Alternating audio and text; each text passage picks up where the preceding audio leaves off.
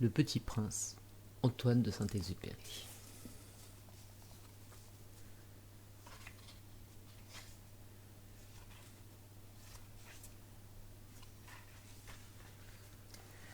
Lorsque j'avais 6 ans, j'ai vu, une fois, une magnifique image dans un livre sur la forêt vierge qui s'appelait Histoire vécue.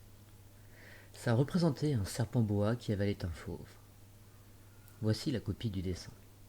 On disait dans le livre, les serpents boa avalent leur proie tout entière sans la mâcher. Ensuite, ils ne peuvent plus bouger, ils dorment pendant les 6 mois de leur digestion. J'ai alors beaucoup réfléchi sur les aventures de la jungle, et à mon tour, j'ai réussi, avec un crayon de couleur, à tracer mon premier dessin, mon dessin numéro 1. Il était comme ça.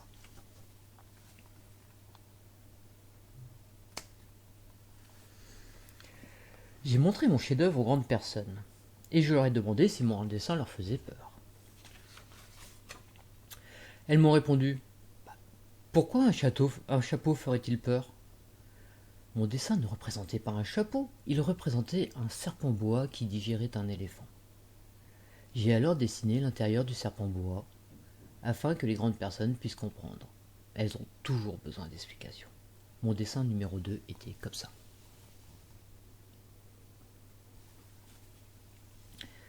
Les grandes personnes m'ont conseillé de laisser de côté les dessins de serpents boa ouverts ou fermés et de m'intéresser plutôt à la géographie, à l'histoire, au calcul, à la grammaire.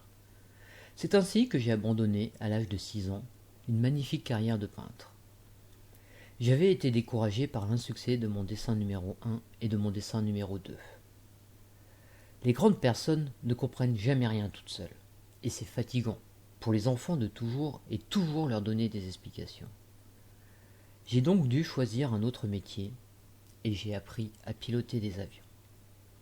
J'ai volé un peu partout dans le monde, et la géographie, c'est exact, m'a beaucoup servi. Je savais reconnaître du premier coup d'œil la Chine de l'Arizona. C'était très utile si l'on était garé pendant la nuit. J'ai ainsi eu, au cours de ma vie, des tas de contacts avec des tas de gens sérieux. J'ai beaucoup vécu chez les grandes personnes. Je les ai vus de très près. Ça n'a pas trop amélioré mon opinion d'ailleurs. Quand j'en rencontrais une qui me paraissait un peu lucide, je faisais l'expérience sur elle de mon dessin numéro 1 que j'ai toujours conservé. Je voulais savoir si elle était vraiment compréhensive. Mais toujours elle me répondait « C'est un chapeau ». Alors je ne lui parlais ni des serpents bois, ni de forêt vierge, ni d'étoiles. Je me mettais à sa portée. Je lui parlais de bridge, de golf, de politique et de cravate. Et la grande personne était bien contente de connaître un homme aussi raisonnable. J'ai ainsi vécu seul, sans personne avec qui parler véritablement, jusqu'à une panne dans le désert du Sahara il y a 6 ans. Quelque chose s'était cassé dans mon moteur, et comme je n'avais avec moi ni mécanicien ni passager, je me préparais à essayer de réussir tout seul une réparation difficile. C'était pour moi une question de vie ou de mort.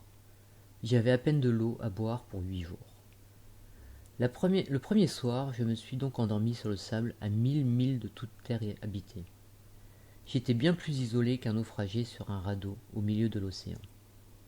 Alors vous imaginez ma surprise au lever du jour quand une drôle de petite voix m'a réveillé. Elle disait « S'il vous plaît, dessine-moi un mouton. »« Hein ? » ?»« Dessine-moi un mouton. » J'ai sauté sur mes pieds comme si j'avais été frappé par la foudre. J'ai bien frotté mes yeux, j'ai bien regardé et j'ai vu un petit bonhomme tout à fait extraordinaire qui me considérait gravement. Voilà le meilleur portrait que plus tard je réussis à faire de lui.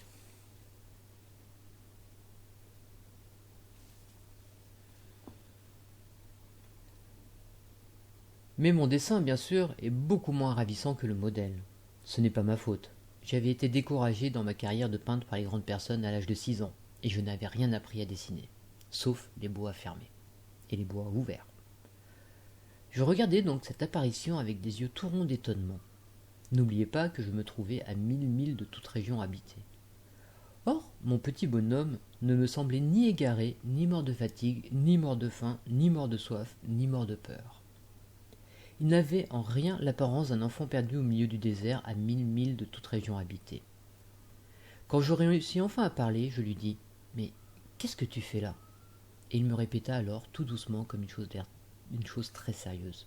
« S'il vous plaît, dessine-moi un mouton. » Quand le mystère est trop impressionnant, on n'ose pas désobéir. Aussi absurde que cela me sembla à 1000 milles de tous les endroits habités et en danger de mort, je sortis de ma poche une feuille de papier et un stylographe. Mais je me rappelais alors que j'avais surtout étudié la géographie, l'histoire, le calcul et la grammaire, et je dis au petit bonhomme avec un peu de mauvaise humeur que je ne savais pas dessiner.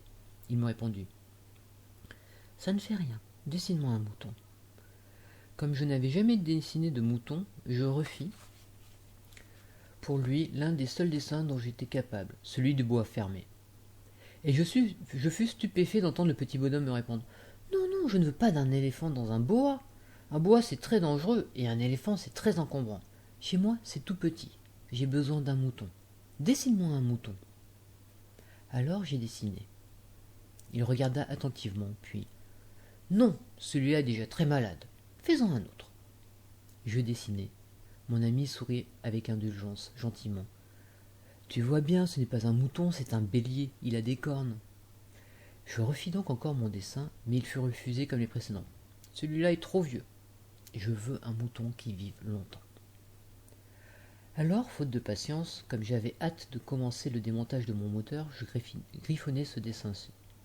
Et je lançai. « Ça, c'est la caisse. Le mouton que tu veux est dedans. » Mais je fus bien surpris de voir s'illuminer le visage de mon jeune ami. « C'est tout à fait comme ça que je le voulais. Crois-tu qu'il faille beaucoup d'herbe à ce mouton ? » ?»« Pourquoi ? » ?»« Parce que chez moi, c'est tout petit. » »« Ça suffira sûrement. Je t'ai donné un tout petit mouton. » Il pencha la tête vers le dessin. « Pas si petit que ça. Tiens, il s'est endormi. » Et c'est ainsi que je fis la connaissance du petit prince.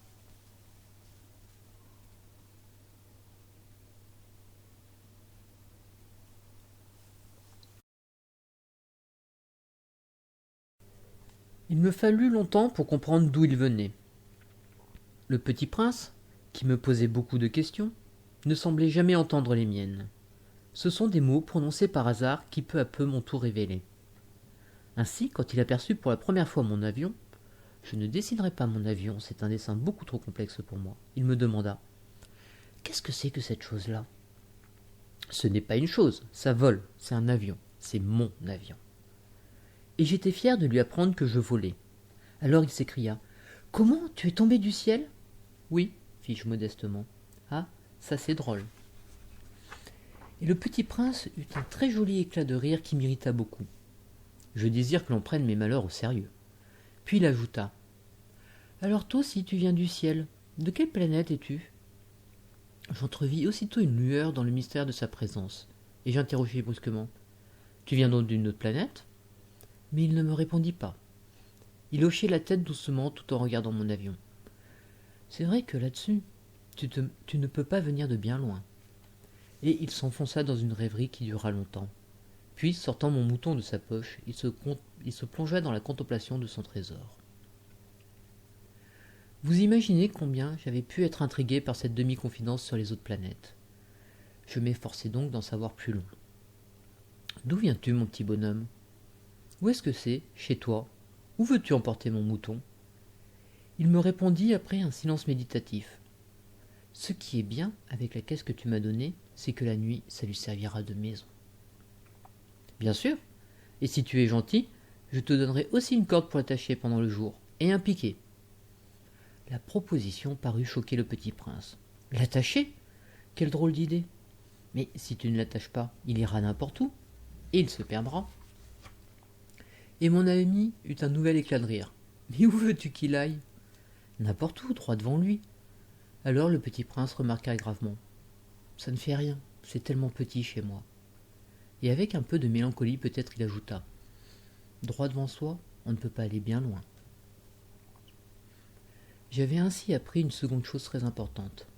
C'est que sa planète d'origine était à peine plus grande qu'une maison. Ça ne pouvait pas m'étonner beaucoup. Je savais qu'en dehors des grosses planètes comme la Terre, Jupiter, Mars, Vénus, auxquelles on a donné des noms, il y en a eu des centaines d'autres qui sont quelquefois si petites qu'on a beaucoup de mal à les apercevoir au télescope. Quand un astronome découvre l'une d'elles, il lui donne pour nom un numéro.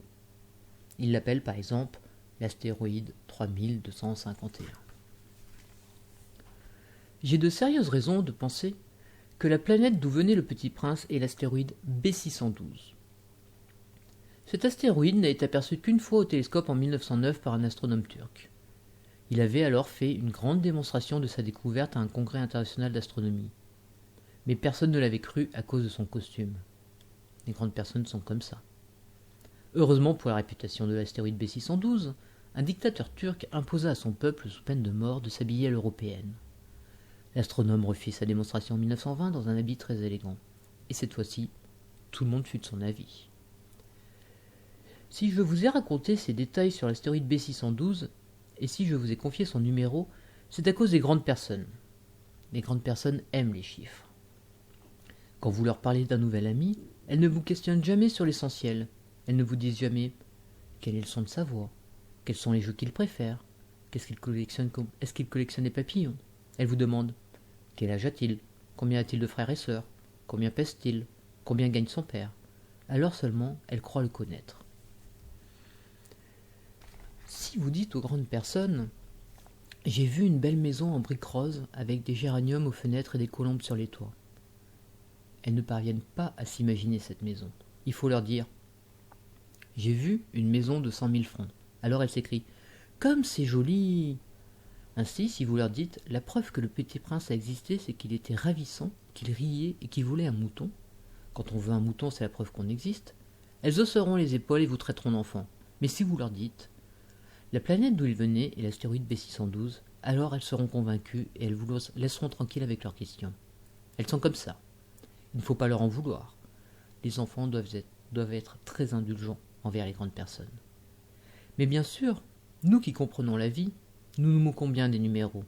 J'aurais aimé commencer cette histoire à la façon des contes de fées. J'aurais aimé dire « Il était une fois un petit prince qui habitait une planète à peine plus grande que lui et qui avait besoin d'un ami. » Pour ceux qui comprennent la vie, ça aurait été beaucoup plus vrai.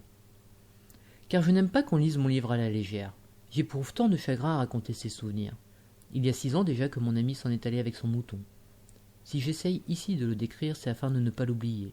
C'est triste d'oublier un ami. Tout le monde n'a pas eu un ami. Et je puis devenir comme les grandes personnes qui ne s'intéressent plus qu'aux chiffres. C'est donc pour ça encore que j'ai acheté une boîte de couleurs et de crayons. C'est dur de se remettre au dessin à mon âge, quand on n'a jamais fait d'autres tentatives que celle d'un boa fermé et celle d'un boa ouvert à l'âge de 6 ans. J'essaierai, bien sûr, de faire des portraits les plus ressemblants possibles, mais je ne suis pas tout à fait certain de réussir. Un dessin va et l'autre ne ressemble plus. Je me trompe un peu aussi sur la taille. Ici, le Petit Prince est trop grand, là, il est trop petit. J'hésite aussi sur la couleur de son costume. Alors je tâtonne, comme ci et comme ça, tant bien que mal. Je me tromperai enfin sur certains détails plus importants, mais ça, il faudra me le pardonner. Mon ami ne donnait jamais d'explication. Il me croyait peut-être semblable à lui, mais moi, malheureusement, je ne sais pas encore voir les moutons à travers les caisses. Je suis peut-être un peu comme les grandes personnes. J'ai dû vieillir. Chaque jour, j'apprenais quelque chose sur sa planète, sur le départ, sur son voyage. Ça venait tout doucement au hasard des réflexions. C'est ainsi que le 3e jour, je connus le drame des baobabs.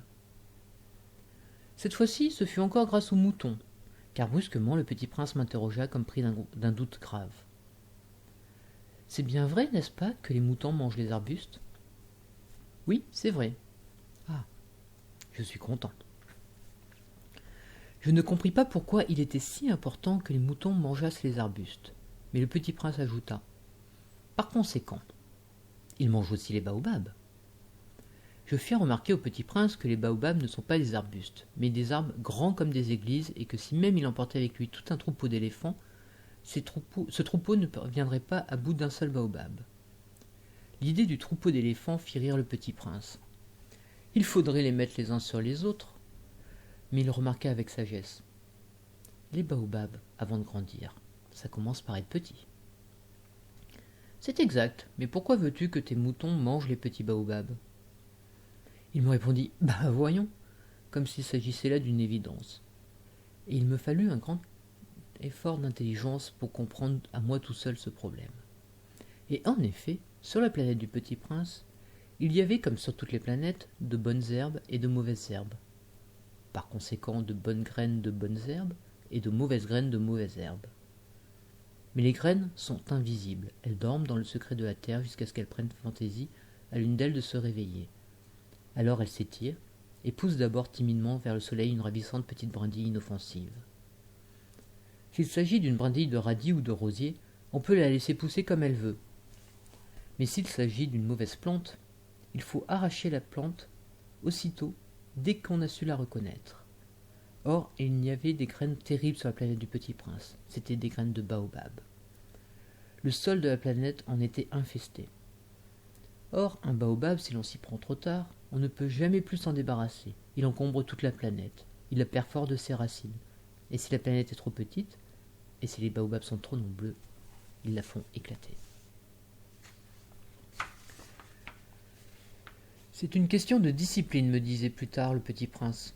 Quand on a terminé sa toilette du matin, il faut faire soigneusement la toilette de la planète. Il faut s'astreindre régulièrement à arracher les baobabs, dès qu'on les distingue avec les rosiers auxquels ils ressemblent beaucoup quand ils sont très jeunes. C'est un travail très ennuyeux, mais très facile. Et un jour, il me conseilla de m'appliquer à réussir un beau dessin pour bien faire entrer ça dans la tête des enfants de chez moi. S'ils voyagent un jour, me disait-il, ça pourra leur servir. Il est quelquefois sans inconvénient de remettre à plus tard son travail. Mais s'il s'agit des baobabs, c'est toujours une catastrophe. J'ai connu une planète habitée par un paresseux. Il avait négligé 3 arbustes. Et sur les indications du Petit Prince, j'ai dessiné cette planète-là.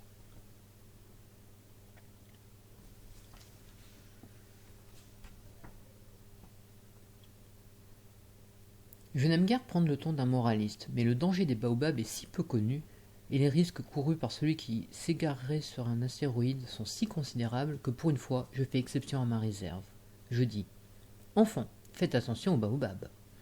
C'est pour avertir mes amis d'un danger qu'ils frôlaient depuis très longtemps, comme moi-même sans le connaître, que j'ai tant travaillé à ce dessin-là. La leçon que je donnais en valait la peine.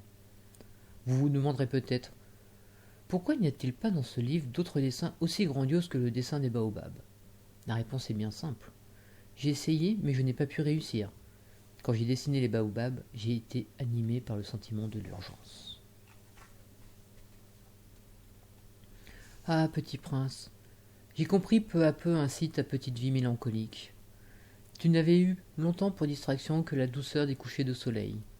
J'ai appris ce détail nouveau le 4e jour au matin quand tu m'as dit « J'aime bien les couchers de soleil. Allons voir un coucher de soleil. » Mais il faut attendre. Attendre quoi? Attendre que le soleil se couche. Tu as eu l'air très surpris d'abord, et puis tu as ri de toi-même et tu m'as dit « Je me crois toujours chez moi. » En effet, quand il est midi aux États-Unis, le soleil, tout le monde le sait, se couche sur la France. Il suffirait de pouvoir aller en France en 1 minute pour assister au coucher de soleil. Malheureusement, la France est bien trop éloignée. Mais sur ta si petite planète, il te suffisait de tirer ta chaise de quelques pas, et tu regardais le crépuscule chaque fois que tu le désirais. Un jour, j'ai vu le soleil se coucher 43 fois. Et un peu plus tard, tu as ajouté « Tu sais, quand on est tellement triste, on aime les couchers de soleil. » Le jour des 43 fois, tu étais donc tellement triste? Mais le Petit Prince ne répondit pas.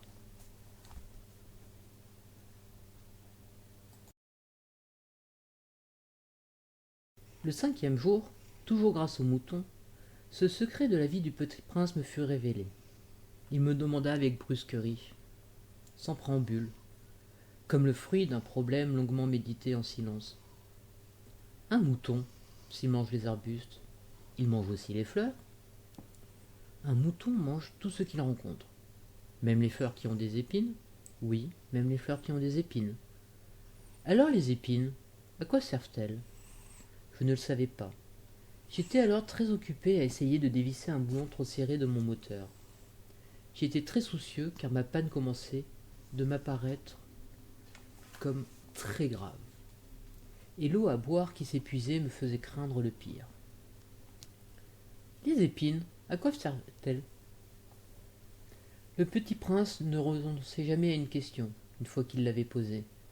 J'étais irrité par mon boulon et je répondis n'importe quoi. Les épines, ça ne sert à rien. C'est de la pure méchanceté de la part des fleurs. Oh. Mais après un silence, il me lança avec une sorte de rancune. Je ne te crois pas. Les fleurs sont faibles. Elles sont naïves. Elles se rassurent comme elles peuvent. Elles se croient terribles avec leurs épines. Je ne répondis rien. À cet instant-là, je me disais, si le boulon résiste encore, je le ferai sauter d'un coup de marteau. Le petit prince dérangeait de nouveau mes réflexions. Et tu crois, toi, que les fleurs... Mais non, je ne crois rien. J'ai répondu n'importe quoi. Je m'occupe, moi, de choses sérieuses. Il me regarda stupéfait. De choses sérieuses? Il me voyait, mon marteau à la main et les doigts noirs de cambouis penchés sur un objet qui lui semblait très laid. Tu parles comme les grandes personnes. Ça me fit un peu honte. Mais impitoyablement, il ajouta. Tu confonds tout, tu mélanges tout. Il était vraiment très irrité. Il secouait au vent ses cheveux tout dorés. Je connais une planète où il y a un monsieur cramoisi. Il n'a jamais respiré une fleur. Il n'a jamais regardé une étoile. Il n'a jamais aimé personne. Il n'a jamais rien fait d'autre que des additions. Et toute la journée, il répète comme toi. Je suis un homme sérieux, je suis un homme sérieux. Et ça le fit gonfler d'orgueil. Mais ce n'est pas un homme, c'est un champignon. Un quoi? Un champignon. Le petit prince était maintenant tout pâle de colère. Il y a des millions d'années que les fleurs fabriquent des épines. Il y a des millions d'années que les moutons mangent quand même les fleurs. Et ce n'est pas sérieux de chercher à comprendre pourquoi elles se donnent tant de mal pour se fabriquer des épines qui ne servent jamais à rien. Ce n'est pas important, la guerre des moutons et des fleurs. Ce n'est pas plus sérieux et plus important que des additions d'un gros monsieur rouge.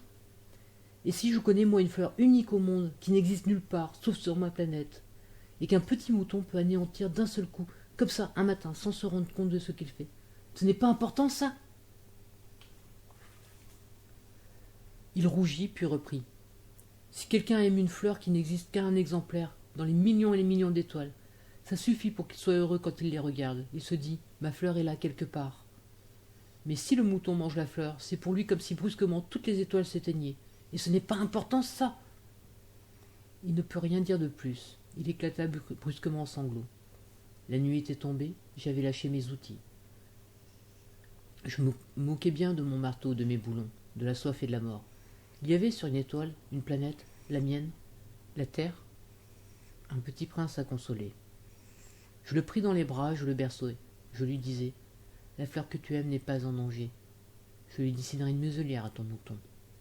Je te dessinerai une armure pour ta fleur. Je ne savais pas trop quoi dire. Je me sentais très maladroit. Je ne savais pas comment l'atteindre ou le rejoindre. C'est tellement mystérieux, le pays des larmes. J'appris bien vite à mieux connaître cette fleur.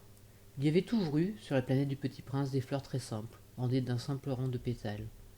Et ils ne tenaient point de place, et qui ne dérangeaient personne. Elles apparaissaient un matin dans l'herbe, et puis elles s'éteignaient le soir. Mais celle-là avait germé un jour, d'une graine apportée d'on ne sait où, et le Petit Prince avait surveillé de très très près cette petite brindille qui ne ressemblait pas aux autres brindilles. Ça pouvait être un nouveau genre de baobab. Mais l'arbuste cessa de vite de croître, et commença de préparer une fleur. Le Petit Prince, qui insistait à l'installation d'un bouton énorme, sentait bien qu'il en sortirait une apparition miraculeuse. Mais la fleur n'en finissait pas de se préparer à être belle, à l'abri de sa chambre verte. Elle choisissait avec soin ses couleurs. Elle s'habillait lentement, elle ajustait un à un ses pétales. Elle ne voulait pas sortir toute fripée comme les coquelicots. Elle ne voulait apparaître que dans le plein rayonnement de sa beauté. Et oui, elle était très coquette. Sa toilette mystérieuse avait donc duré des jours et des jours. Et puis voici qu'un matin, justement, à l'heure du lever du soleil, elle s'était montrée. Et elle, qui avait travaillé avec tant de précision, dit en bâillant. « Ah, je me réveille à peine, je vous demande pardon. Je suis encore toute décoiffée. » Le Petit Prince alors ne put contenir son admiration. « Que vous êtes belle !»« N'est-ce pas ?» répondit doucement la fleur. « Et je suis née en même temps que le soleil. » Le Petit Prince devina bien qu'elle n'était pas trop modeste, mais elle était si émouvante. « C'est l'heure, je crois, du petit déjeuner, dit-elle. Auriez-vous la bonté de penser à moi? Et le Petit Prince, tout confus, ayant été chercher un arrosoir d'eau fraîche, avait servi la fleur. Ainsi l'avait-elle bien vite tourmentée par sa vanité un peu ombrageuse. Une fois, par exemple, parlant de ses 4 épines, elle avait dit au Petit Prince. Ils peuvent venir, les tigres, avec leurs griffes. Il n'y a pas de tigres sur ma planète, avait objecté le petit prince. Et puis les tigres ne mangent pas l'herbe. Je ne suis pas une herbe, avait doucement répondu la fleur. Pardonnez-moi. Je ne crains rien des tigres, mais j'ai horreur des courants d'air. Vous n'auriez pas un paravent? Horreur des courants d'air. Ce n'est pas de chance pour une plante, avait remarqué le petit prince. Cette fleur est bien compliquée. Le soir, vous me mettrez sous globe. Il fait très froid chez vous. C'est mal installé, là d'où je viens. Mais elle s'était interrompue. Elle était venue sous forme de graine. Elle n'avait rien pu connaître des autres mondes. Humiliée de s'être laissée surprendre à préparer un mensonge aussi naïf, elle avait toussé 2 ou 3 fois pour mettre le petit prince dans son tort. Ce paravent? J'allais le chercher, mais vous me parliez. Alors, elle avait forcé sa toux pour lui infliger quand même des remords. Ainsi, le petit prince, malgré la bonne volonté de son amour, avait vite douté d'elle. Il avait pris au sérieux les mots sans importance, et il était devenu très malheureux. J'aurais dû ne pas l'écouter, me confia-t-il un jour. Il ne faut jamais écouter les fleurs, il faut les regarder et les respirer. La mienne embaumait ma planète, mais je ne savais pas m'en réjouir. Cette histoire de griffes qui m'avait tellement agacé, elle aurait dû m'attendrir. Il me confia encore. Je n'ai alors rien su comprendre. J'aurais dû la juger sur les actes et non sur les mots. Elle m'embaumait et m'éclairait. Je n'aurais jamais dû m'enfuir. J'aurais dû deviner sa tendresse derrière ces pauvres ruses. Les fleurs sont si contradictoires. Moi, j'étais trop jeune pour savoir l'aimer.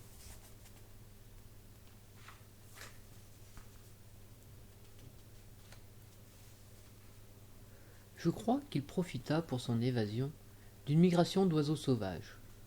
Au matin du départ, il mit sa planète bien en ordre. Il ramena soigneusement ses volcans en activité. Il possédait 2 volcans en activité. Et c'était bien commode pour faire chauffer le petit déjeuner du matin. Il possédait aussi un volcan éteint, mais comme il disait, on ne sait jamais. Il ramena donc également le volcan éteint. S'ils sont bien ramonés, les volcans brûlent doucement et régulièrement sans éruption. Les éruptions volcaniques sont comme les feux de cheminée. Évidemment, sur notre Terre, nous sommes beaucoup trop petits pour ramoner nos volcans. C'est pourquoi ils nous causent tant d'ennuis. Le petit prince arracha aussi avec un peu de mélancolie les dernières pousses de baobab. Il croyait ne jamais devoir revenir, mais tous ses travaux familiers lui parurent ce matin-là extrêmement doux. Et quand il arrosa une dernière fois la fleur, et se prépara à la mettre à l'abri sous son globe, il se découvrit l'envie de pleurer. « Adieu, dit-elle à la fleur. » Mais elle ne lui répondit pas. « Adieu, répéta-t-il. » La fleur toussa, mais ce n'était pas à cause de son rhume. « J'ai été sotte, lui dit-elle enfin, je te demande pardon. Tâche d'être heureux. » Il fut surpris par l'absence de reproche. Il restait là, tout déconcerté, le globe en l'air. Il ne comprenait pas cette douceur calme. « Mais oui, je t'aime, lui dit la fleur. Tu n'en as rien su, par ma faute, cela n'a aucune importance. Mais tu as été aussi sot que moi, mon ami. Tâche d'être heureux, laisse ce globe tranquille, je n'en veux plus. Mais le vent, je ne suis pas si enrhumé que ça, l'air frais de la nuit me fera du bien, je suis une fleur. Mais les bêtes, il faut bien que je supporte 2 ou 3 chenilles si je veux connaître les papillons. Il paraît que c'est tellement beau. Sinon, qui me rendra visite? Tu seras loin, toi. Quant aux grosses bêtes, je ne crains rien, j'ai mes griffes. » Et elle montrait naïvement ses 4 épines. Puis elle ajouta. « Ne traîne pas comme ça, c'est agaçant. Tu as décidé de partir, va-t'en. » Car elle ne voulait pas qu'il la vît pleurer. C'était une fleur tellement orgueilleuse.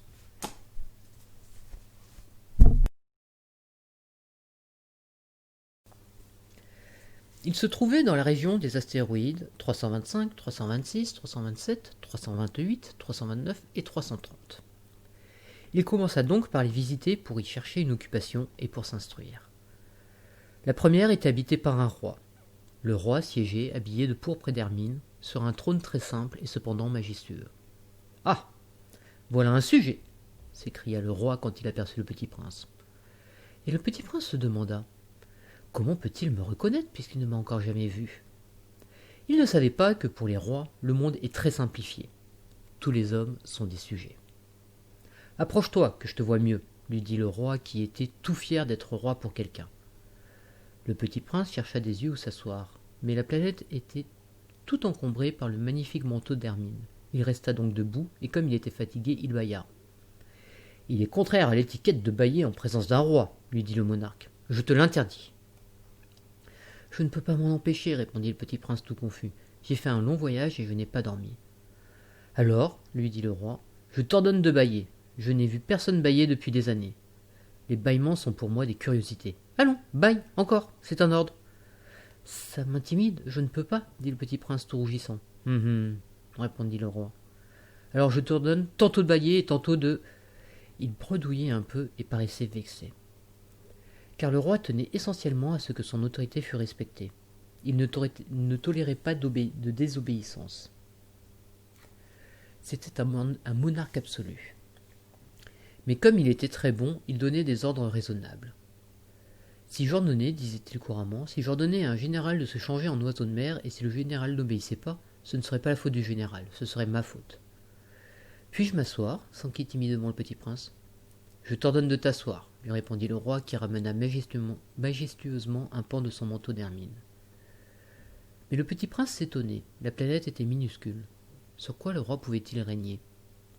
Sire, lui dit-il, je vous demande pardon de vous interroger. Je t'ordonne de m'interroger, se hâta de dire le roi. Sire, sur quoi régnez-vous? Sur tout, répondit le roi avec une grande simplicité. Sur tout?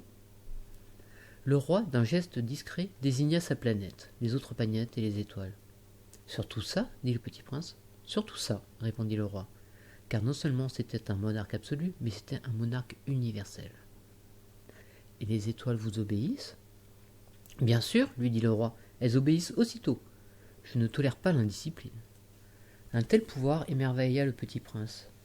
S'il l'avait détenu lui-même, il aurait pu assister non pas à 44, mais à 72, ou même à 100, ou même à 200 couchers de soleil dans la même journée, sans avoir jamais à tirer sa chaise. Et comme il se sentait un peu triste à cause du souvenir de sa petite planète abandonnée, il s'enhardit à solliciter une grâce au roi. Je voudrais voir un coucher de soleil. Faites-moi plaisir, ordonnez-moi au soleil de se coucher.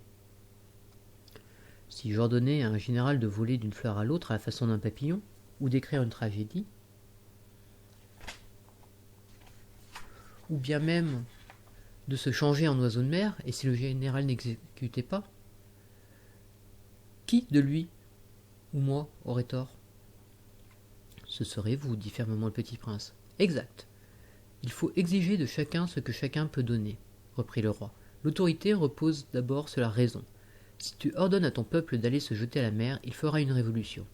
J'ai le droit d'exiger l'obéissance parce que mes ordres sont raisonnables. Alors, mon coucher de soleil, rappela le petit prince qui jamais n'oubliait une question une fois qu'il l'avait posée. Ton coucher de soleil, tu l'auras. Je l'exigerai. Mais j'attendrai, dans ma science du gouvernement, que les conditions soient favorables. Quand ça sera-t-il s'informa le petit prince. Lui répondit le roi qui consulta d'abord un gros calendrier. Ce sera ce sera ce soir vers 7h40. Et tu verras comme je suis bien obéi. Le petit prince bâilla. Il regrettait son coucher de soleil manqué. Et puis il s'ennuyait déjà un peu. Je n'ai plus rien à faire ici, dit-il au roi. Je vais repartir. Ne pars pas, répondit le roi qui était si fier d'avoir un sujet. Ne pars pas, je te fais ministre. Ministre de quoi? De la justice. Mais il n'y a personne à juger. On ne sait pas, lui dit le roi. Je n'ai pas fait encore le tour de mon royaume. Je suis très vieux. Je n'ai pas de place pour un carrosse et ça me fatigue de marcher. Oh, mais j'ai déjà vu, dit le petit prince qui se pencha pour jeter encore un coup d'œil sur l'autre côté de la planète. Il n'y a personne là-bas non plus. Tu te jugeras donc toi-même, lui répondit le roi. C'est le plus difficile. Il est bien plus difficile de se juger soi-même que de juger autrui. Si tu réussis à bien te juger, c'est que tu es un véritable sage. Moi, dit le petit prince, je puis me juger moi-même n'importe où. Je n'ai pas besoin d'habiter ici. Dit le roi. Je crois bien que sur ma planète, il y avait quelque part un vieux rat. Je l'entends la nuit. Tu pourras juger ce vieux rat. Tu le condamneras à mort de temps en temps. Ainsi, sa vie dépendra de ta justice. Mais tu le gracieras chaque fois pour l'économiser. Il n'y en a qu'un. Moi, répondit le petit prince, je n'aime pas condamner à mort. Et je crois bien que je m'en vais. Non, dit le roi. Mais le petit prince, ayant achevé ses préparatifs, ne voulut point peiner le vieux monarque. Si votre majesté désire être obéie ponctuellement, elle pourrait me donner un ordre raisonnable. Elle pourrait m'ordonner, par exemple, de partir avant 1 minute. Il me semble que les conditions sont favorables. Le roi n'ayant rien répondu, le petit prince hésita d'abord, puis avec un soupir, prit le départ. « Je te fais mon ambassadeur, se hâta alors de crier le roi. Il avait un grand air d'autorité. Les grandes personnes sont bien étranges, se dit le petit prince en lui-même durant son voyage.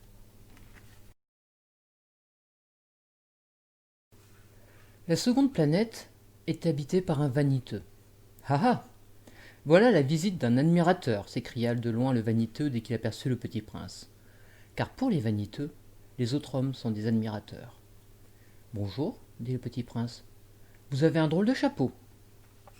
C'est pour saluer, lui répondit le vaniteux. C'est pour saluer quand on m'acclame. Malheureusement, il ne passe jamais personne par ici. Ah oui, dit le petit prince qui ne comprit pas. Frappe tes mains l'une contre l'autre, conseilla alors le vaniteux.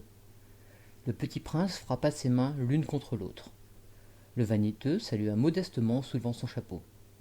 Ça, c'est plus amusant que la visite du roi, se dit en lui-même le petit prince. Et il recommença de frapper ses mains, l'une contre l'autre. Le vaniteux recommença de saluer en soulevant son chapeau. Après 5 minutes d'exercice, le petit prince se fatigua de la monotonie du jeu.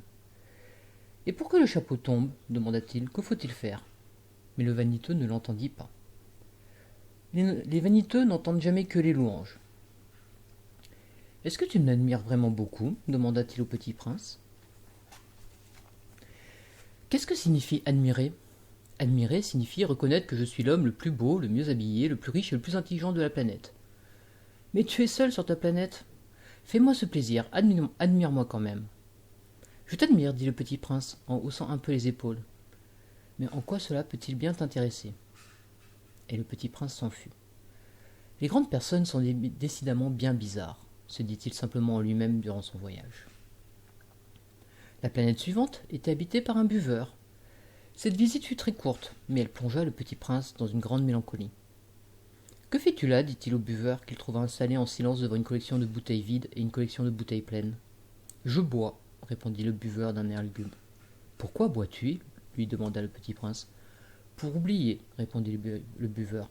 « Pour oublier quoi » s'enquit le petit prince qui déjà le plaignait. « Pour oublier que j'ai honte, » avoua le buveur en baissant la tête. « Honte de quoi » s'informa le petit prince qui désirait le secourir. « Honte de boire » acheva le buveur qui s'enferma définitivement dans le silence. Et le petit prince s'en fut, perplexe.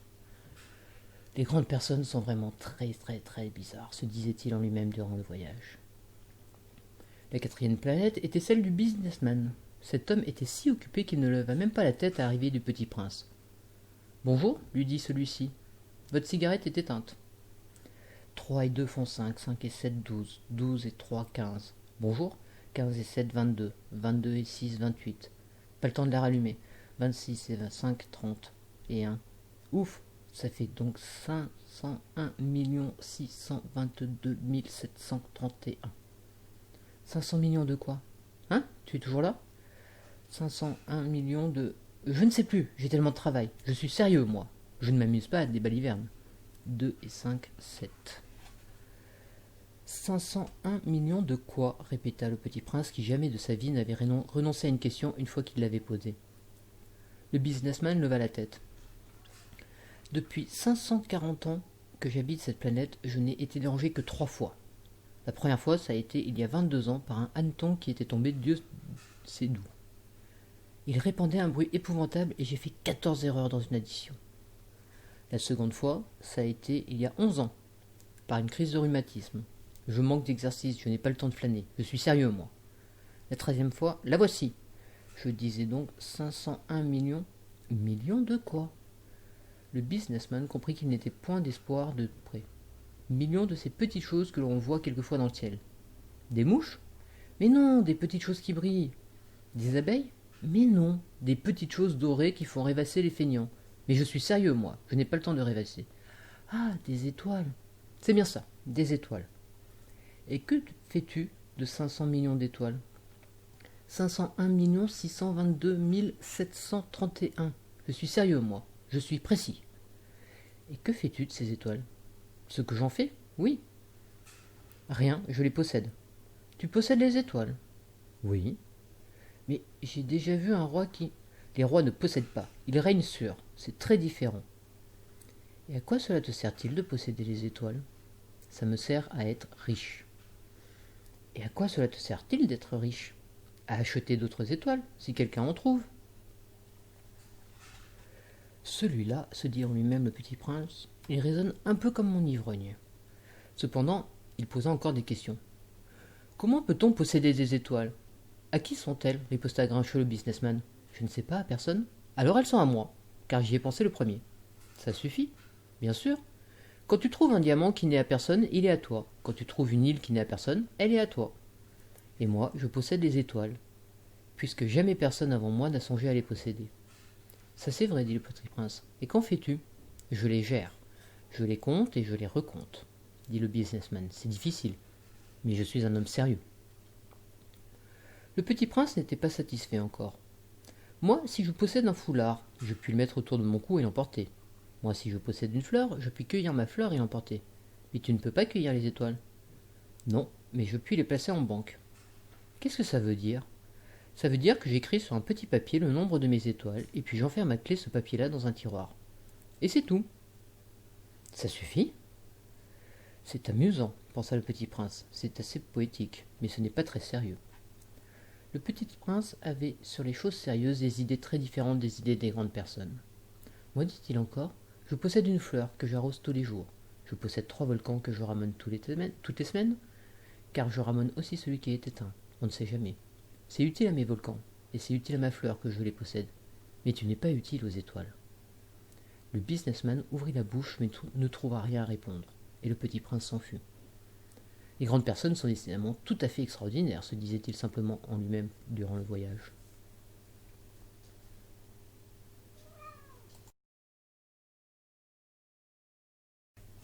La 5e planète était très curieuse. C'était la plus petite de toutes. Il y avait là juste assez de place pour loger un réverbère et un allumeur de réverbère. Le petit prince ne parvenait pas à s'expliquer à quoi pouvait servir, quelque part dans le ciel, sur une planète sans maison ni population, un réverbère et un allumeur de réverbère. Cependant, il se dit à lui-même: peut-être bien que cet homme est absurde. Cependant, il est moins absurde que le roi, que le vaniteux, que le businessman et que le buveur. Au moins, son travail a-t-il un sens. Quand il allume son réverbère, c'est comme s'il faisait naître une étoile de plus ou une fleur. Quand il éteint son réverbère, ça endort la fleur ou l'étoile. C'est une occupation très jolie. C'est véritablement utile, puisque c'est joli. Lorsqu'il aborda la planète, il salua respectueusement l'allumeur.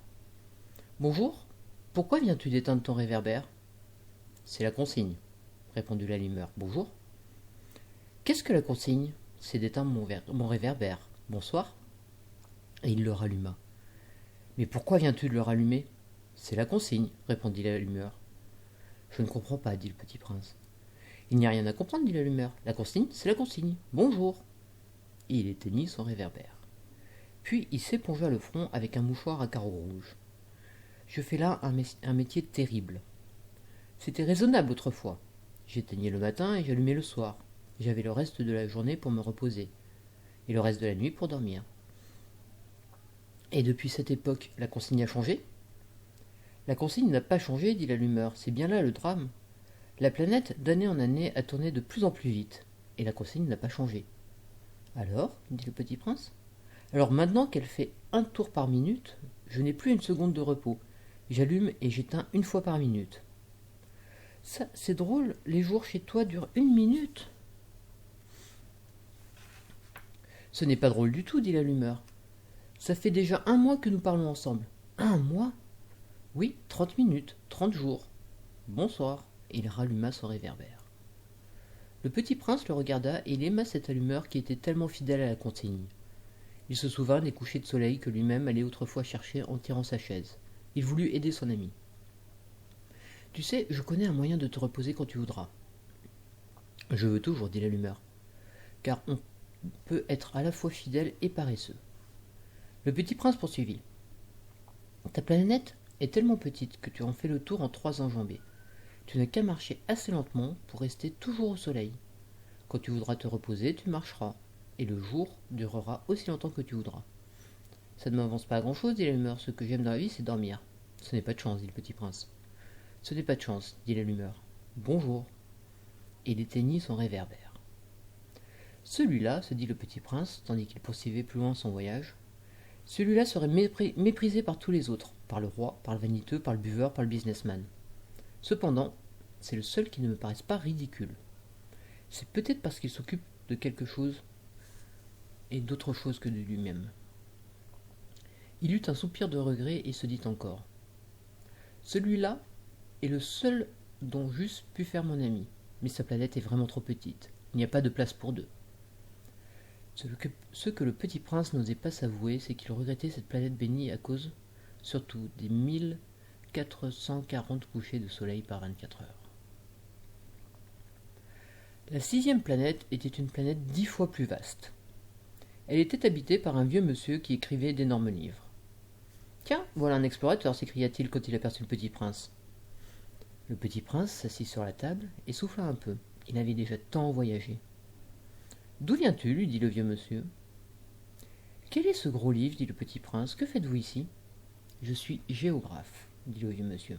« Qu'est-ce qu'un géographe ?»« C'est un savant qui connaît où se trouvent les mers, les fleuves, les villes, les montagnes et les déserts. »« Ça, c'est bien intéressant » dit le petit prince.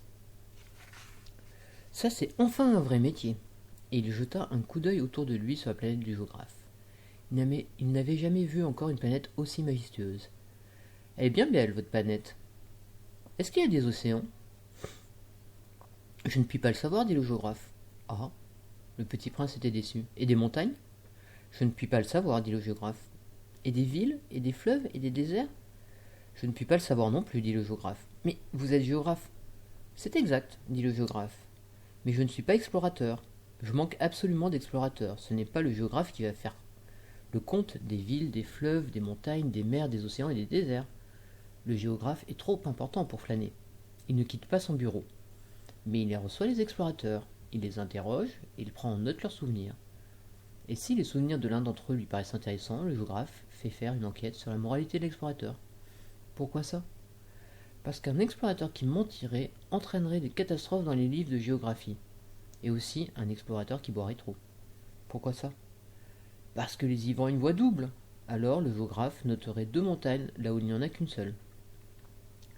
Je connais quelqu'un, dit le petit prince, qui serait un mauvais explorateur. C'est possible. Donc, quand la moralité de l'explorateur paraît bonne, on fait une enquête sur sa découverte. On va voir ? Non, c'est trop compliqué. Mais on exige de l'explorateur qu'il fournisse des preuves. S'il s'agit par exemple de la découverte d'une grosse montagne, on exige qu'il en rapporte de grosses pierres. Le géographe soudain s'émut. « Mais toi, tu viens de loin, tu es explorateur. Tu vas me décrire ta planète. » Et le géographe, ayant ouvert son registre, tailla son crayon. On note d'abord au crayon les récits des explorateurs. On attend pour noter à l'encre que l'explorateur ait fourni des preuves. « Alors » interrogea le géographe. « Oh, chez moi, dit le petit prince, ce n'est pas très intéressant, c'est tout petit. J'ai 3 volcans, 2 volcans d'activité et un volcan éteint. Mais on ne sait jamais. » On ne sait jamais, dit le géographe. J'ai aussi une fleur. Nous ne notons pas les fleurs, dit le géographe. Pourquoi ça, c'est le plus joli ? Parce que les fleurs sont éphémères. Qu'est-ce que ça signifie, éphémère ? Les géographies, dit le géographe, sont les livres les plus sérieux et les plus précieux de tous les livres. Elles ne se démodent jamais. Il est très rare qu'une montagne change de place. Il est très rare qu'un océan se vide de son eau. Nous écrivons des choses éternelles. Mais les volcans éteints peuvent se réveiller, interrompit le petit prince. Qu'est-ce que signifie éphémère ? Que les volcans soient éteints ou soient éveillés, ça revient au même pour nous autres, dit le géographe. Ce qui compte pour nous, c'est la montagne. Elle ne change pas. Mais qu'est-ce que signifie éphémère ? Répéta le petit prince, qui de sa vie n'avait renoncé à une question une fois qu'il l'avait posée. Ça signifie qu'il est menacé de disparition soudaine. Ma fleur est menacée de disparition soudaine ? Bien sûr. Ma fleur est éphémère, se dit le petit prince. Elle n'a que 4 épines pour se défendre contre le monde. Et je l'ai laissée toute seule chez moi. Ce fut là son premier mouvement de regret. Mais il reprit courage. Que me conseillez-vous d'aller visiter ? Demanda-t-il. La planète Terre. Elle a une bonne réputation. Et le petit prince s'en fut, songeant à sa planète et à sa fleur. La 7e planète fut la Terre. La Terre n'est pas une planète quelconque. On y compte 111 rois en n'oubliant pas bien sûr les rois nègres, 7000 géographes, 900 000 businessmen, 7 millions et demi d'ivrognes, 311 millions de vaniteux, c'est-à-dire environ 2 milliards de grandes personnes. Pour vous donner une idée des dimensions de la Terre, je vous dirais qu'avant l'invention de l'électricité, on y devait entretenir sur l'ensemble des 6 continents une véritable armée de 462 511 allumeurs de réverbères. Vu d'un peu loin, ça faisait un effet splendide. Les mouvements de cette planète et de cette armée étaient réglés comme ceux d'un ballet d'opéra. D'abord, venait le tour des allumeurs de réverbères de Nouvelle-Zélande et d'Australie. Puis ceux-ci, ayant allumé leurs lampions, s'en allaient dormir. Alors entraient à leur tour dans la danse les allumeurs de réverbères de Chine et de Sibérie. Puis eux aussi s'escamotaient dans les coulisses. Alors venait le tour des allumeurs de réverbères de Russie et des Indes, puis de ceux d'Afrique et d'Europe, puis de ceux d'Amérique du Sud, puis de ceux d'Amérique du Nord. Et jamais ils ne se trompaient dans leur ordre d'entrée en scène. C'était grandiose. Seul l'allumeur de l'unique réverbère du pôle Nord et son confrère de l'unique réverbère du pôle Sud menaient des vies d'oisiveté et de nonchalance. Ils travaillaient 2 fois par an.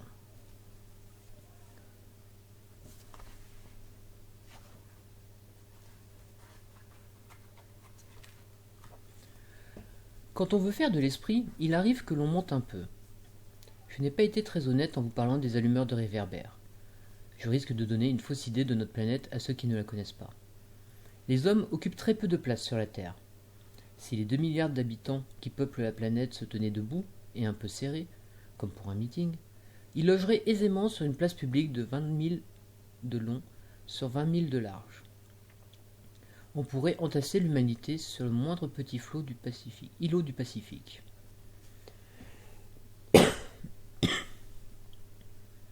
Les grandes personnes, bien sûr, ne vous croiront pas. Elles s'imaginent tenir beaucoup de place. Elles se voient importantes comme des baobabs. Vous leur conseillerez donc de faire le calcul. Elles adorent les chiffres, ça leur plaira. Mais ne perdez pas votre temps à ce pensum, c'est inutile. Vous avez confiance en moi. Le petit prince, une fois sur Terre, fut donc bien surpris de ne voir personne. Il avait déjà peur de s'être trompé de planète, quand un anneau couleur de lune remua dans le sable. « Bonne nuit, fit le petit prince à tout hasard. « Bonne nuit, fit le serpent. »« Sur quelle planète suis-je tombé ?» demanda le petit prince. « Sur la Terre, en Afrique, répondit le serpent. « Ah, il n'y a donc personne sur la Terre ?»« Ici, c'est le désert. Il n'y a personne dans les déserts. La Terre est grande, dit le serpent. » Le petit prince s'assit sur une pierre et leva les yeux vers le ciel. Je me demande, dit-il, si les étoiles sont éclairées afin que chacun puisse un jour retrouver la sienne. Regarde ma planète, elle est juste au-dessus de nous. Mais comme elle est loin. Elle est belle, dit le serpent. Que viens-tu faire ici? J'ai des difficultés avec une fleur, dit le petit prince. Ah, fit le serpent. Et ils se turent. Où sont les hommes? Reprit enfin le petit prince. On est un peu seul dans le désert. On est seul aussi chez les hommes, dit le serpent. Le petit prince le regarda longuement. Tu es une drôle de bête, lui dit-il enfin, mince comme un doigt. Mais je suis plus puissant que le doigt d'un roi, dit le serpent. Le petit prince eut un sourire. Tu n'es pas bien puissant, tu n'as même pas de pattes, tu ne peux même pas voyager. Je puis t'emporter plus loin qu'un navire, dit le serpent. Il s'enroula autour de la cheville du petit prince comme un bracelet d'or. Celui que je touche, je le rends à la terre dont il est sorti, dit-il encore. Mais tu es pur et tu viens d'une étoile. Le petit prince ne répondit rien. Tu me fais pitié, toi si faible sur cette terre de granit. Je puis t'aider un jour si tu regrettes trop ta planète. Je puis... Oh, j'ai très bien compris. Mais pourquoi parles-tu toujours par énigmes? Je les résous toutes, dit le serpent. Et ils se turent. Le petit prince traversa le désert et ne rencontra qu'une fleur à 3 pétales, une fleur de rien du tout. Bonjour, dit le petit prince. Bonjour, dit la fleur. Où sont les hommes? Demanda poliment le petit prince. La fleur, un jour, avait vu passer une caravane. Les hommes? Il en existe, je crois, 6 ou 7. Je les ai aperçus il y a des années, mais on ne sait jamais où les trouver. Le vent les promène. Ils manquent de racines, ça les gêne beaucoup. Adieu, dit le petit prince. Adieu, dit la fleur.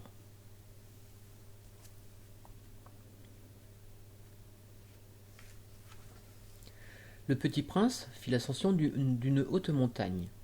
Les seules montagnes qu'il eût jamais connues étaient les 3 volcans qui lui arrivaient aux genoux. Il se servait du volcan éteint comme d'un tabouret. D'une montagne haute comme celle-ci, se dit-il donc, j'apercevrai d'un coup toute la planète et tous les hommes. Mais il n'aperçut rien que des aiguilles de roc bien aiguisées. Bonjour, dit-il au hasard. Bonjour, bonjour, bonjour, répondit l'écho. Qui êtes-vous dit le petit prince. Qui êtes-vous Qui êtes-vous Qui êtes-vous répondit l'écho. Soyez mes amis, je suis seul, je suis seul, je suis seul, je suis seul, répondit l'écho. Quelle drôle de planète, pensa-t-il alors. Elle est toute sèche et toute pointue et toute salée. Et les hommes manquent d'imagination, ils répètent ce qu'on leur dit. Chez moi, j'avais une fleur, elle parlait toujours la première.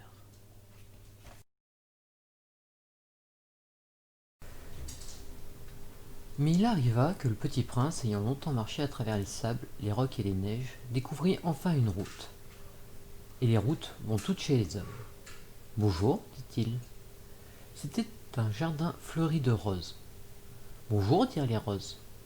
Le petit prince les regarda. Elles ressemblaient toutes à sa fleur. Qui êtes-vous leur demanda-t-il stupéfait. Nous sommes des roses, dirent les roses. Ah, fit le petit prince. Et il se sentit très malheureux. Sa fleur lui avait raconté qu'elle était seule de son espèce dans l'univers. Et voici qu'il y en était 5000 toutes semblables dans un seul jardin. Elle serait bien vexée, se dit-il, si elle voyait ça. Elle tousserait énormément et ferait semblant de mourir pour échapper au ridicule. Et je serais bien obligé de faire semblant de la soigner, car sinon, pour m'humilier moi aussi, elle se laisserait vraiment mourir. Puis il se dit encore, je me croyais riche d'une fleur unique, et je ne possède qu'une rose ordinaire. Ça et mes 3 volcans qui m'arrivent aux genoux, et dont l'un peut-être est éteint pour toujours, ça ne fait pas de moi un bien grand prince. Et couché dans l'herbe, il pleura. C'est alors qu'apparut le renard. Bonjour, dit le renard. Bonjour, répondit poliment le petit prince qui se retourna mais ne vit rien. Je suis là, dit la voix, sous le pommier. Qui es-tu, dit le petit prince. Tu es bien joli. Je suis un renard. Viens jouer avec moi, lui proposa le petit prince. Je suis tellement triste. Je ne puis pas jouer avec toi, dit le renard. Je ne suis pas apprivoisé. Ah, pardon, fit le petit prince. Mais après réflexion, il ajouta. Qu'est-ce que signifie apprivoiser? Tu n'es pas d'ici, dit le renard. Que cherches-tu? Je cherche les hommes, dit le petit prince. Qu'est-ce que signifie apprivoiser? Les hommes, dit le renard, ils ont des fusils et ils chassent. C'est bien gênant. Ils élèvent aussi des poules. C'est leur seul intérêt. Tu cherches des poules? Non, dit le petit prince. Je cherche des amis. Qu'est-ce que signifie apprivoiser? C'est une chose trop oubliée, dit le renard. Ça signifie créer des liens. Créer des liens? Bien sûr, dit le renard. Tu n'es encore pour moi qu'un petit garçon tout semblable à 100 000 petits garçons, et je n'ai pas besoin de toi. Et tu n'as pas besoin de moi non plus. Je ne suis pour toi qu'un renard semblable à 100 000 renards. Mais si tu m'apprivoises, nous aurons besoin l'un de l'autre. Tu seras pour moi unique au monde. Je serai pour toi unique au monde. Je commence à comprendre, dit le petit prince. Il y a une fleur, je crois qu'elle m'a apprivoisé. C'est possible, dit le renard. On voit sur la terre toutes sortes de choses. Oh, ce n'est pas sur la terre, dit le petit prince. Le renard parut très intrigué. Sur une autre planète? Oui. Il y a des chasseurs sur cette planète-là? Non. Ça, c'est intéressant. Et des poules? Non. Rien n'est parfait, soupira le renard. Mais le renard revint à son idée. Ma vie est monotone. Je chasse les poules, les hommes me chassent. Toutes les poules se ressemblent et tous les hommes se ressemblent. Je m'ennuie donc un peu. Mais si tu m'apprivoises, ma vie sera comme ensoleillée. Je connaîtrai un bruit de pas qui sera différent de tous les autres. Les autres pas me font rentrer sous terre. Le tien m'appellera hors du terrier, comme une musique. Et puis regarde, tu vois là-bas, les champs de blé. Je ne mange pas de pain. Le blé, pour moi, est inutile. Les champs de blé ne me rappellent rien. Et ça, c'est triste. Mais tu as des cheveux couleur d'or, alors ce sera merveilleux quand tu m'auras apprivoisé. Le blé, qui est doré, me fera souvenir de toi. Et j'aimerais le bruit du vent dans le blé. Le renard se tut et regarda longtemps le petit prince. S'il te plaît, apprivoise-moi, dit-il. Je veux bien, répondit le petit prince, mais je n'ai pas beaucoup de temps, j'ai des amis à découvrir et beaucoup de choses à connaître. on ne connaît que les choses que l'on apprivoise, dit le renard. Les hommes n'ont plus le temps de rien connaître. Ils achètent des choses toutes faites chez les marchands, mais comme il n'existe point de marchand d'amis, les hommes n'ont plus d'amis. Si tu veux un ami, apprivoise-moi. Que faut-il faire, dit le petit prince. Il faut être très patient, répondit le renard. Tu t'assoiras d'abord un peu loin de moi, comme ça, dans l'herbe. Je te regarderai du coin de l'œil, et tu ne diras rien. Le langage est source de malentendus. Mais chaque jour, tu pourras t'asseoir un peu plus près. Le lendemain revint le petit prince. Il eût mieux valu revenir à la même heure, dit le renard. Si tu viens par exemple à 4 heures de l'après-midi, dès 3 heures je commencerai d'être heureux. Plus l'heure avancera, plus je me sentirai heureux. À 4 heures déjà, je m'agiterai et je m'inquiéterai. Je découvrirai le prix du bonheur. Mais si tu viens n'importe quand, je ne saurai jamais à quelle heure m'habiller le cœur. Il faut des rites. Qu'est-ce qu'un rite, dit le petit prince. C'est aussi quelque chose de trop oublié, dit le renard. C'est ce qui fait qu'un jour est différent des autres jours, une heure des autres heures. Il y a un rite, par exemple, chez mes chasseurs. Ils dansent le jeudi avec les filles du village. Alors, le jeudi est jour merveilleux. Je vais me promener jusqu'à la vigne. Si les chasseurs dansaient n'importe quand, les jours se ressembleraient tous, et je n'aurais point de vacances. Ainsi, le petit prince apprivoisa le renard. Et quand l'heure du départ fut proche. Ah, dit le renard, je pleurerai. C'est ta faute, dit le petit prince. Je ne te souhaitais point de mal, mais tu as voulu que je t'apprivoise. Bien sûr, dit le renard. Mais tu vas pleurer, dit le petit prince. Bien sûr, dit le renard. Alors tu n'y gagnes rien. J'y gagne, dit le renard, à cause de la couleur du blé. Puis il ajouta. Va revoir les roses. Tu comprendras que la tienne est unique au monde. Tu reviendras me dire adieu et je te ferai cadeau d'un secret. Le petit prince s'en fut revoir les roses. Vous n'êtes pas du tout semblable à ma rose. Vous n'êtes rien encore, leur dit-il. Personne ne vous a apprivoisé, vous n'avez apprivoisé personne. Vous êtes comme était mon renard. Ce n'était qu'un renard semblable à 100 000 autres. Mais j'en ai fait mon ami, et il est maintenant unique au monde. Et les roses étaient bien gênées. Vous êtes belle, mais vous êtes vide, leur dit-il encore. On ne peut pas mourir pour vous. Bien sûr, ma rose à moi, un passant ordinaire croirait qu'elle vous ressemble. Mais à elle seule, elle est plus importante que vous toutes, puisque c'est elle que j'ai arrosée, puisque c'est elle que j'ai mise sous globe, puisque c'est elle que j'ai abritée par le paravent, puisque c'est elle dont j'ai tué les chenilles, sauf les 2 ou 3 pour les papillons, puisque c'est elle que j'ai écouté se plaindre ou se vanter, ou même parfois se taire, puisque c'est ma rose. Et il revint vers le renard. Adieu, dit-il. Adieu, dit le renard. Voici mon secret, il est très simple. On ne voit bien qu'avec le cœur, l'essentiel est invisible pour les yeux. L'essentiel est invisible pour les yeux, répéta le petit prince afin de se souvenir. C'est le temps que tu as perdu pour ta rose qui fait ta rose si importante. C'est le temps que j'ai perdu pour ma rose, dit le petit prince, afin de se souvenir. Les hommes ont oublié cette vérité, dit le petit prince, mais tu ne dois pas l'oublier. Tu deviens responsable pour toujours de ce que tu as apprivoisé. Tu es responsable de ta rose. Je suis responsable de ma rose, répéta le petit prince afin de se souvenir. Bonjour, dit le petit prince. Bonjour, dit l'aiguilleur. Que fais-tu ici, dit le petit prince. Je trie les voyageurs par paquet de 1000, dit l'aiguilleur. J'expédie les trains qui les emportent, tantôt vers la droite, tantôt vers la gauche. Et un rapide illuminé, grondant comme le tonnerre, fit trembler la cabine d'aiguillage. Ils sont bien pressés, dit le petit prince. Que cherche-t-il? L'homme de la locomotive l'ignore lui-même, dit l'aiguilleur, et gronda en sens inverse un second rapide illuminé. Ils reviennent déjà, demanda le petit prince. Ce ne sont pas les mêmes, dit l'aiguilleur, c'est un échange. Ils n'étaient pas contents là où ils étaient? On n'est jamais content là où on est, dit l'aiguilleur, et gronda le tonnerre d'un troisième rapide illuminé. Ils poursuivent les premiers voyageurs, demanda le petit prince. Ils ne poursuivent rien du tout, dit l'aiguilleur. Ils dorment là-dedans ou bien ils bâillent. Les enfants seuls écrasent leur nez contre les vitres. Les enfants seuls savent ce qu'ils cherchent, dit le petit prince. Ils perdent du temps pour une poupée de chiffon, et elle devient très importante. Et si on la leur enlève, ils pleurent. Ils ont de la chance, dit l'aiguilleur.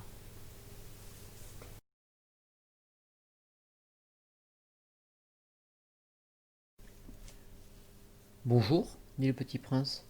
Bonjour, dit le marchand. C'était un marchand de pilules perfectionnées qui apaise la soif. On en avale une par semaine, et l'on n'éprouve plus le besoin de boire. Pourquoi vends-tu ça, dit le petit prince. C'est une grosse économie de temps, dit le marchand. Les experts ont fait des calculs. on épargne 53 minutes par semaine. Et que fait-on de ces 53 minutes? On en fait ce qu'on en veut. Moi, se dit le petit prince, si j'avais 53 minutes à dépenser, je marcherais tout doucement vers une fontaine. Nous en étions au 8e jour de ma panne dans le désert, et j'avais écouté l'histoire du marchand en buvant la dernière goutte de ma provision d'eau. Ah, dis-je au petit prince, ils sont bien jolis tes souvenirs, mais je n'ai pas encore réparé mon avion, je n'ai plus rien à boire, et je serais heureux moi aussi si je pouvais marcher tout doucement vers une fontaine. Mon ami le renard, me dit-il, mon petit bonhomme, il ne s'agit plus du renard. Pourquoi? Parce qu'on va mourir de soif. Il ne comprit pas mon raisonnement, il me répondit. C'est bien d'avoir eu un ami, même si l'on va mourir. Moi, je suis bien content d'avoir eu un ami renard. Il ne mesure pas le danger, me dis-je. Il n'a jamais ni faim ni soif. Un peu de soleil lui suffit. Mais il me regarda et répondit à ma pensée. J'ai soif aussi, cherchons un puits. J'eus un geste de lassitude. Il est absurde de chercher un puits au hasard dans l'immensité du désert. Cependant, nous nous mîmes en marche. Quand nous eûmes marché des heures en silence, la nuit tomba, et les étoiles commencèrent de s'éclairer. Je les apercevais comme en rêve, ayant un peu de fièvre à cause de ma soif. Les mots du petit prince dansaient dans ma mémoire. « Tu as donc soif, toi aussi ?» lui demandai-je. Mais il ne répondit pas à ma question, il me dit simplement « L'eau peut être aussi bonne pour le cœur. » Je ne compris pas sa réponse, mais je me tus. Je savais bien qu'il ne fallait pas l'interroger. Il était fatigué, il s'assit. Je m'assis auprès de lui. Et après un silence, il dit encore. Les étoiles sont belles, à cause d'une fleur que l'on ne voit pas. Je répondis bien sûr. Et je regardais sans parler les plis du sable sous la lune. Le désert est beau, ajouta-t-il.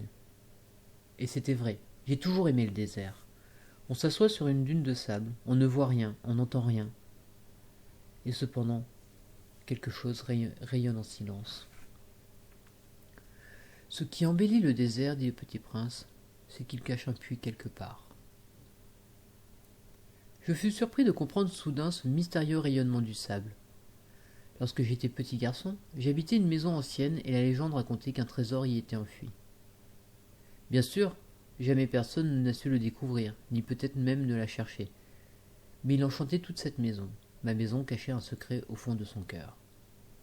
Oui, dis-je au petit prince, qu'il s'agisse de la maison, des étoiles ou du désert, ce qui fait leur beauté est invisible.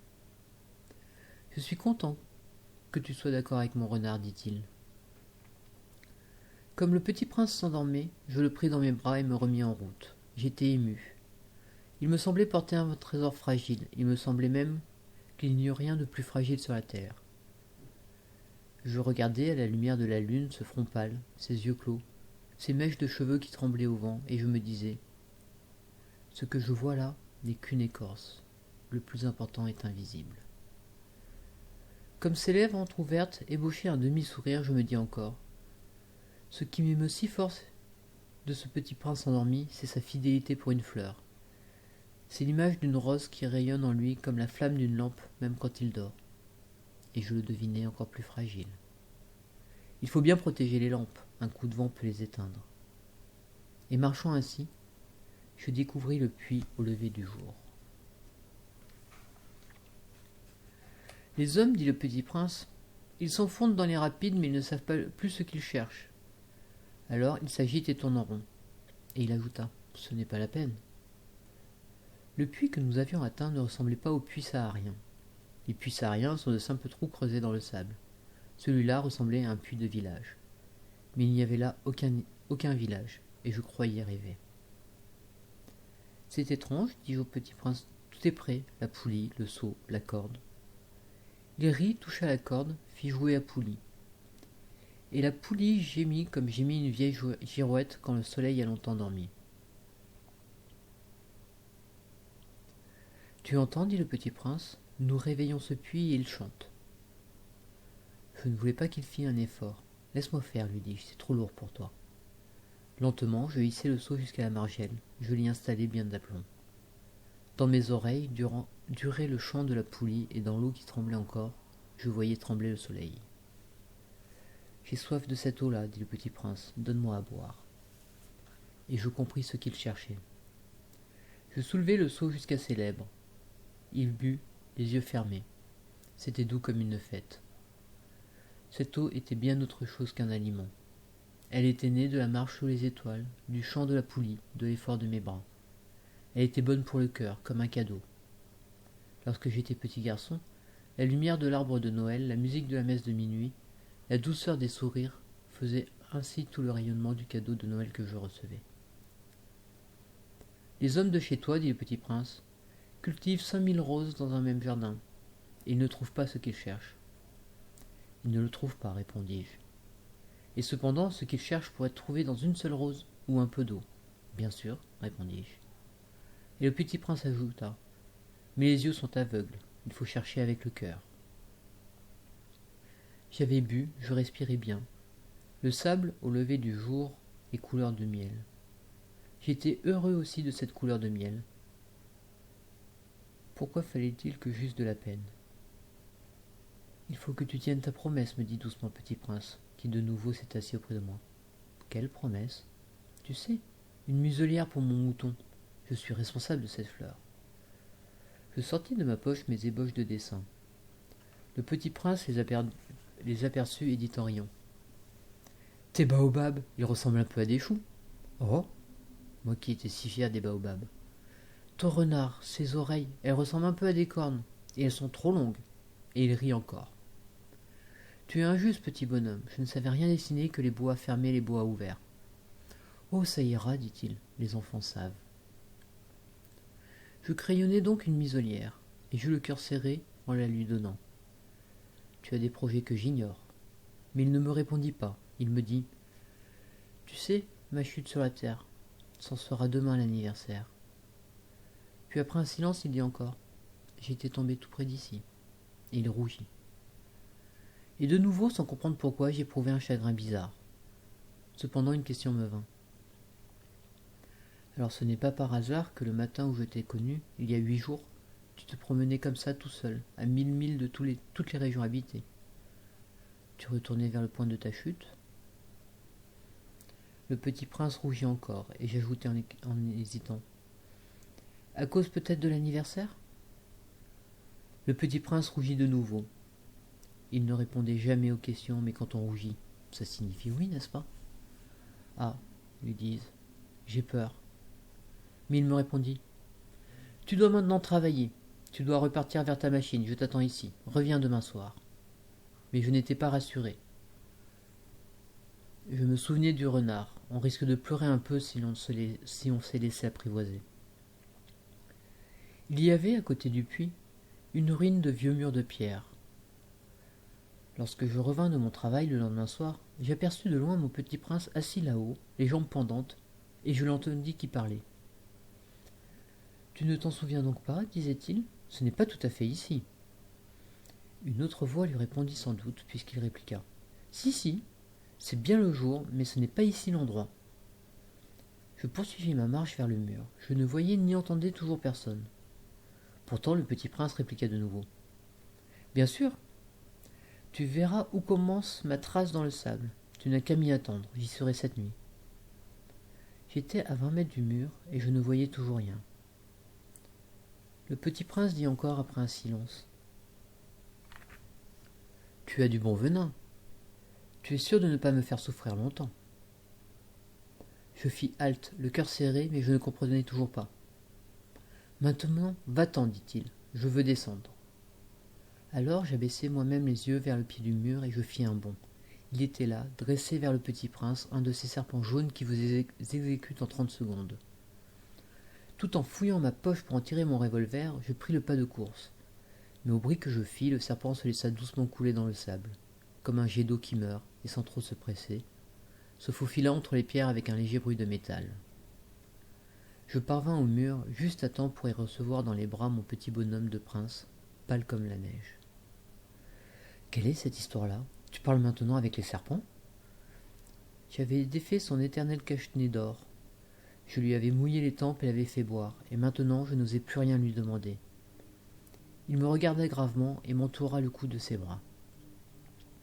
Je sentais battre son corps comme celui d'un oiseau qui meurt.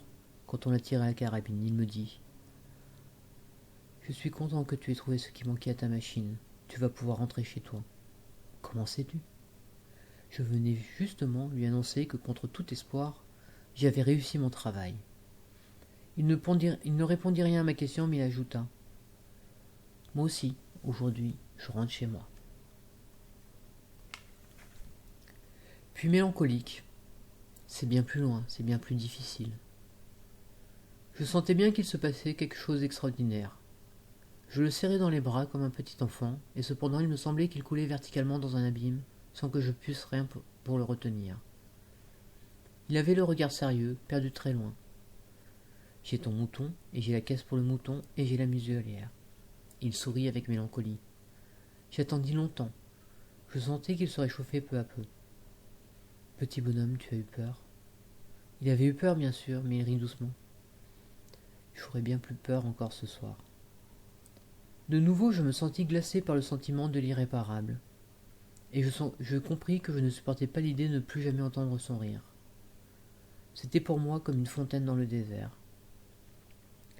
Petit bonhomme, je veux encore t'entendre rire.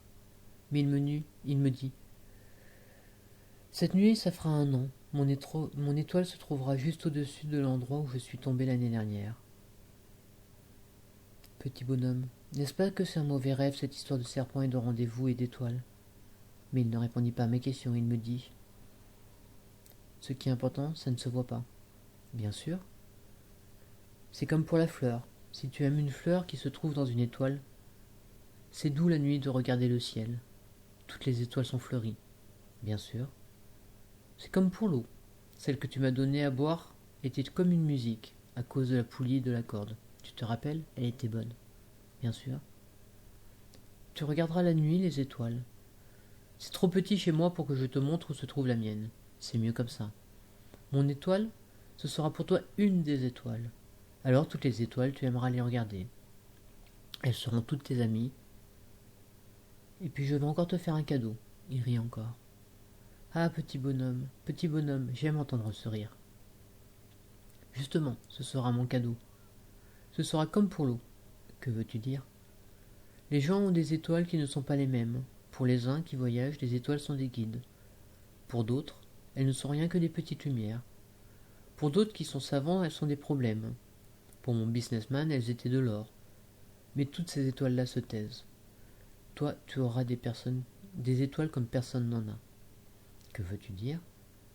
Quand tu regarderas le ciel la nuit, puisque j'habiterai dans l'une d'elles, puisque je rirai dans l'une d'elles, alors ce sera pour toi comme si riaient toutes les étoiles.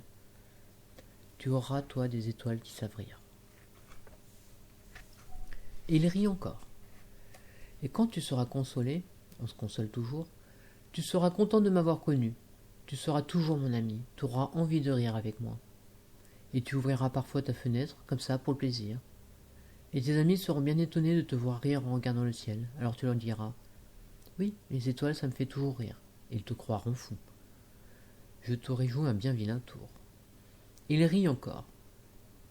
Ce sera comme si je t'avais donné, au lieu d'étoiles, des tas de petits grelots qui savent rire. Il rit encore, puis redevint sérieux. Cette nuit, tu sais, ne viens pas. Je ne te quitterai pas. J'aurai l'air d'avoir mal, j'aurai un peu l'air de mourir, c'est comme ça. Ne viens pas voir ça, ce n'est pas la peine. Je ne te quitterai pas. Mais il était soucieux. Je te dis ça, c'est à cause aussi du serpent. Il ne faut pas qu'il te morde. Les serpents, c'est méchant, ça peut mordre pour le plaisir. Je ne te quitterai pas. Mais quelque chose le rassura. C'est vrai qu'ils n'ont plus de venin pour la seconde morsure. Cette nuit-là, je ne le vis pas se mettre en route. Il s'était évadé sans bruit. Quand je réussis à le rejoindre, il marchait décidé d'un pas rapide. Il me dit seulement « Ah, tu es là ». Il me prit par la main. Mais il se tourmenta encore. « Tu as eu tort, tu auras de la peine. J'aurais l'air d'être mort et ne ce sera pas vrai. » Mais je me taisais. « Tu comprends? C'est trop loin, je ne peux pas emporter ces corps-là. C'est trop lourd. Moi, je me taisais. Mais ce sera comme une vieille écorce abandonnée. Ce n'est pas triste, les vieilles écorces. Moi, je me taisais.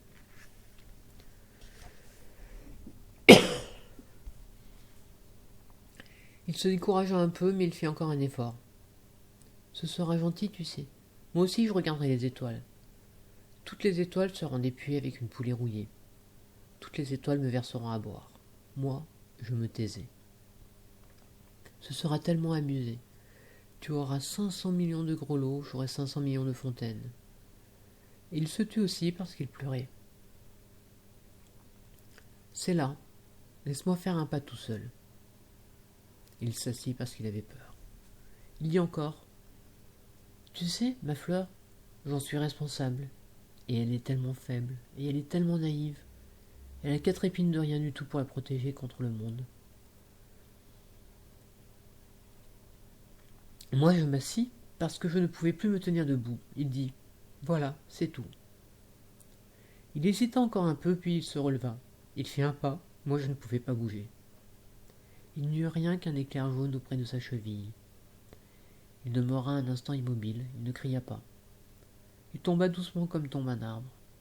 Ça ne fit même pas un bruit à cause du sable. Et maintenant, bien sûr, ça fait 6 ans déjà. Je n'ai encore jamais raconté cette histoire. Les camarades qui m'ont revu ont été bien contents de me revoir vivant. J'étais triste, mais je leur disais c'est la fatigue. Maintenant, je me suis un peu consolé. C'est-à-dire pas tout à fait. Mais je sais bien qu'il est revenu à sa planète, car au lever du jour, je n'ai pas retrouvé son corps. Ce n'était pas un corps tellement lourd. Et j'aime la nuit écouter les étoiles. C'est comme 500 millions de gros lots. Mais voilà qu'il se passe quelque chose d'extraordinaire. La muselière que j'ai dessinée pour le petit prince, j'ai oublié d'y ajouter la courroie de cuir. Il n'aura jamais pu l'attacher au mouton.